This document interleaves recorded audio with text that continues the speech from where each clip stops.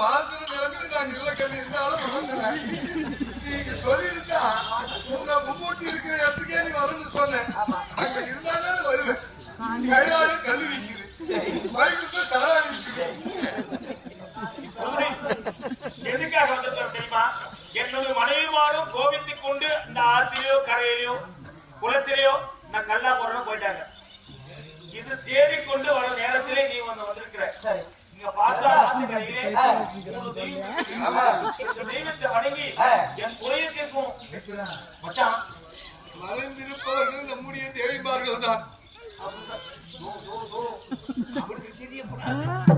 தெரியாததை போய் கேட்கலாம். அவன் பேர் என்ன சொல்கிறான் என்று மட்டும் தெரிந்து கொள்ளலாம். ஐயா, சிறிய பிள்ளையா இருந்தாலும் சரி, ஒரு ஆத்துக்கரையிலே 3 தெய்வம் இருக்கிறது. சரி, இது யார் யாரு? அங்க இருக்கக்கூடியது பச்சையம்மா, ஓம் சக்தி, நாகத்தம்மா. முன்பிரிவிலே லட்சுமி, பார்வதி, சரஸ்வதி.